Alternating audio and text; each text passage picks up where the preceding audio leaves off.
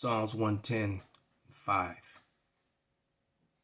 The Lord at thy right hand shall strike through kings in the day of his wrath. He shall judge among the heathen.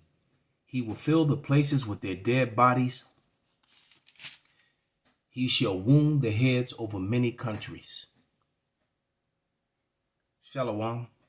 Call halal YAHAWASHI by SHAM QADASH. Double honors unto the apostles, double honors to the elder bishops. Salutations to all my fellow laborers doing this work in truth and sincerity, risking their lives and their freedom to do so now more so than ever. To the scattered elect that are scattered around the four corners of the earth, that be like unto the speckled bird, the Israelite foreigners who look like the heathen nations, and to the Akwaf that are listening and learning. To you I say Shalom. This is your brother MALCHAAMAH from the branch of the great millstone, coming at you with another lesson in truth. This is a video that was put up by the brother Nathan Yawasop called They Covet Fields.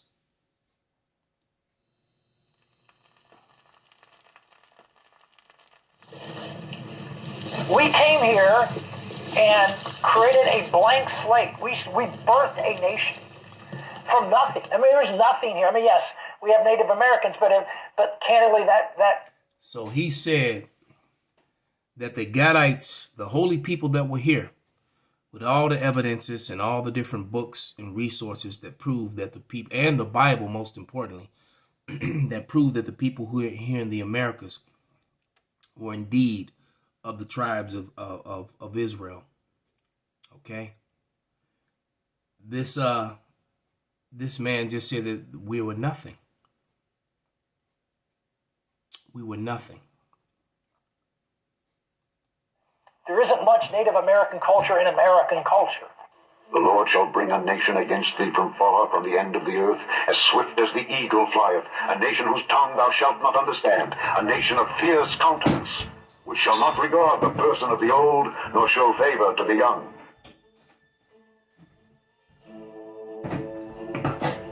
Woe to them that devise iniquity and work evil upon their beds. When the morning is light, they practice it, because it is in the power of their hand. And they covet fields and take them by violence, and houses and take them away. So they oppress a man and his house, even a man and his heritage. It's important, then, that we have a look at some history. What is white supremacy? White supremacy, or white supremacism, is a racist ideology based upon the belief that white people are superior in many ways to people of other races, and that therefore white people should be dominant over other races. Now remember, white is something that they made up in 1681 in Virginia. And when you look at this man's skin, he's red. And the Bible speaks about the first came out red all over like a hairy garment. These are your true red people. Native Americans were brown. Many looked just like Negroes, especially back then. All right, before all the forced rape, which is he's going to talk about. All right, you also have to remember that a lot of natives got reclassified as Negroes.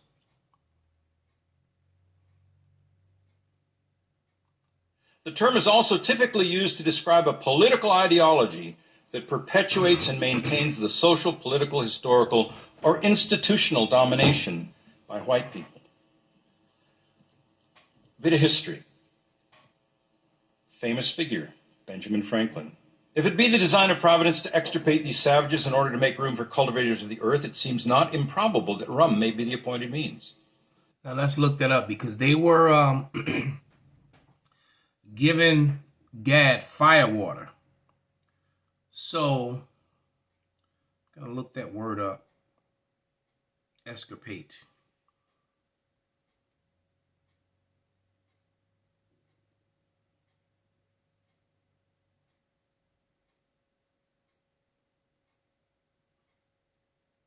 Second.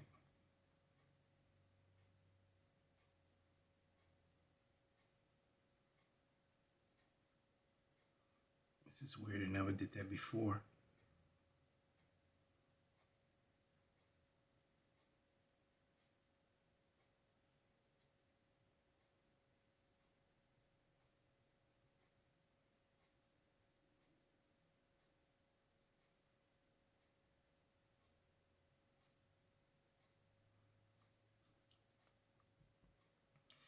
root out, destroy completely, extirpate, to root out, destroy completely.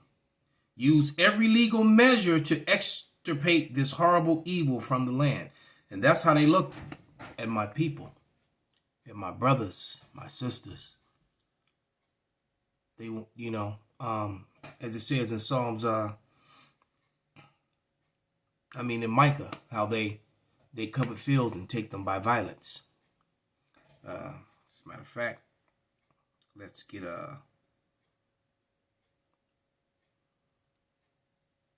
Second Ezra. No, not Second Ezra, but Sirach 10 and 8. And it reads, because of unrighteous dealings and injuries and riches got by deceit, the kingdom is translated from one people to another. Well, there's a part 2 to manifest destiny. All right, the kingdom is going to get translated to us by extreme violence, all under the authority of who the world ignorantly calls God, because he's going to initiate this violence. And of course it was. Right? It's an expression of we ought to be the ones to take this land because after all, we'll work it properly. We'll use it in the ways that it was meant to be used because after all, we know how to use it. And we know the ways in which... Now, is that so? Because since they've been in control, you can't drink the water, breathe the air. The meat is poison. There's viruses everywhere. There's all kind of sickness and illnesses. As a matter of fact, there was no gonorrhea, no syphilis, no herpes, no AIDS, no lupus, no fever, no flus, no HN anything. All that came with these people, his people, the true red man, who is Esau Edom, who now calls himself white. It was intended to be used. And these folks don't. 1776, as the United States of America comes into existence, a reflection. He, the king, has excited domestic insurrections among us and has endeavored to bring on the inhabitants of our frontiers the merciless Indian savages whose known rule of warfare is an undistinguished destruction of all ages, sexes, and conditions. So when you fight and defend yourself, you basically become a terrorist. I mean, we've seen that narrative over and over again. The U.S. forces and the Allied forces going to different parts of what they with the so-called Middle East. That's another name that they made up.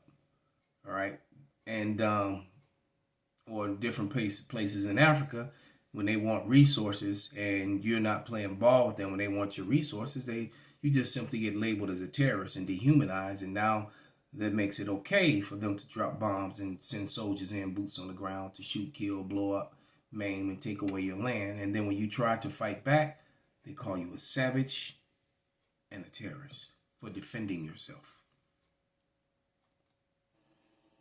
A reflection on this perception of the godless heathen savage that has no moral conscience.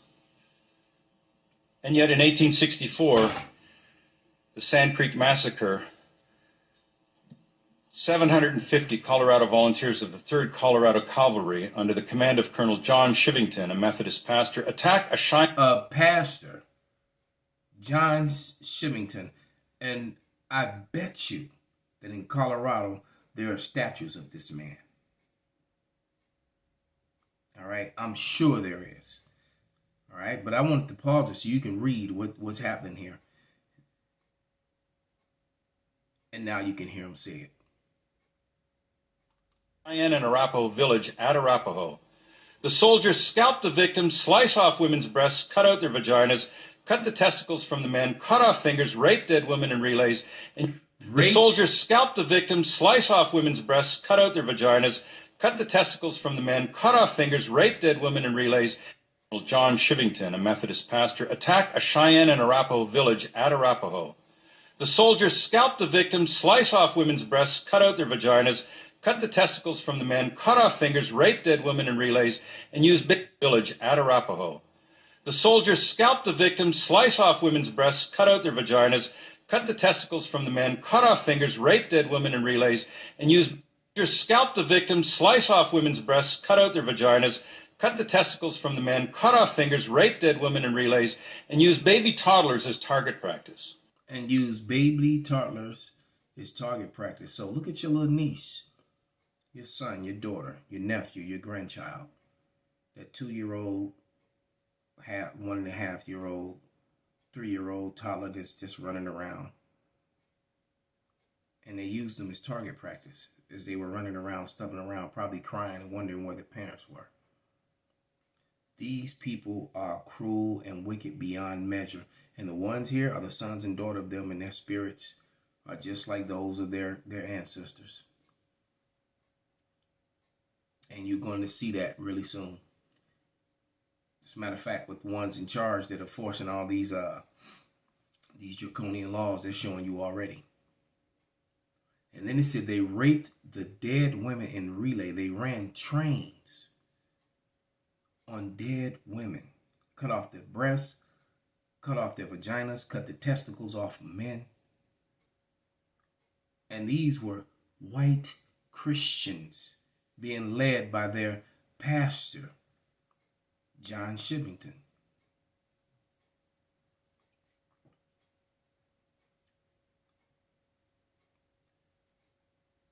Let's go to the scriptures.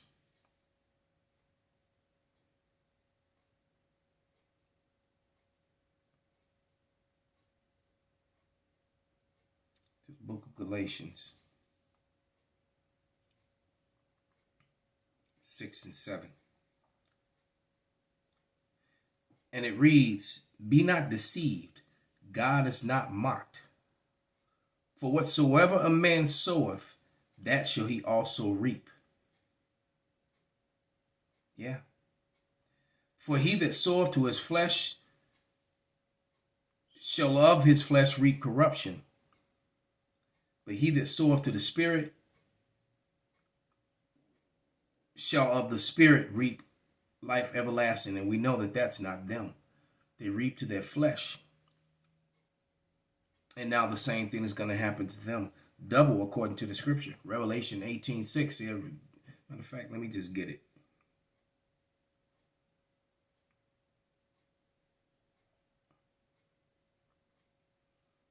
And they want to get rid of what they call critical race theory. It's not theory, it's history. You know? Theory. Oh, it's history. This is how you got your big house. This is how you got your land and your wealth that you're able to pass on for generations. You're able to put up schools and banks and things all in your favor that operated for people like you, that you're able to pass on from generation to generation. These are the acts that helped you get there. This is Revelation 18:6. "Reward her even as she has rewarded you, and double unto her, double according to her works, in the cup which she hath filled, fill up to her double." So everything that they just did here is going to get double, minus the abominations, because nobody's going to run trains on women or have sex with dead women. And that show you're right. These Christians, that's these Christians for you. 163 Indians are killed, and 110 of them are women and children. And medals are given out. Medals. Interesting contrast. These savages who are merciless and who know no bounds. All of a sudden, it's different in 1864. Now it's white folk doing it. Interesting contrast. 1802. "What is the right of the huntsman to the forest of 1,000 miles over which he has accidentally ranged in quest of prey? Shall the fields and valleys which a beneficent God has formed to teem with the life of innumerable multitudes be condemned to everlasting barrenness?" John Quincy Adams. Again, one of the founders of the U.S. who talk about a Western European conception of the use of land as being the only appropriate one. And foist that perception on any and all who come. This is James 2:13. For he shall have judgment without mercy that have showed no mercy, and mercy rejoiceth against judgment. This is the appropriate use of land. This is the appropriate understanding of a development trajectory in life. 1812. Is one of the fairest portions of the globe to remain in a state of nature, the haunt of a few wretched savages, when it seems destined by the Creator to give support to a large population and to be the seat of civilization? A few wretched savages, he said. There were over 500 million estimated natives throughout the Americas. When's the last time you seen a native in your city? In your big urban cities? You only see them in rural places. The few that you do see, and they live on reservations, which are far worse than any project that you could ever imagine. Any housing project. And we all know the housing projects in America are pretty rough. Not very hospitable, not very lavish. And these reservations are a lot worse. A lot of them don't even have running water or toilets in their houses. They still use outhouses. While you stole Florida and California, and build your houses on the cliffs and then on the hills, and Pensacola, living lavishly. And you think it's not going to be a recompense for that? Interesting. The contrast. There's no civilization here, so we'll bring it. It's not being used, so we'll use it. It was being used. All that is a lie. Demonization for justification of their wickedness. It seems destined by the Creator. The idea of the godless heathen savage. In this particular land, as the Jesuits arrived. See, so the godless heathen savage. It's okay to scalp them. It's okay to cut off their inward part, cut out, open off their inward parts, their private parts. It's okay to kill their children, to rape their women. It's okay. They're godless heathen savages. That's what the word Indian means, by the way, for those of you who are proud of that title. Indian means savage. So, kill all the niggers and the savages.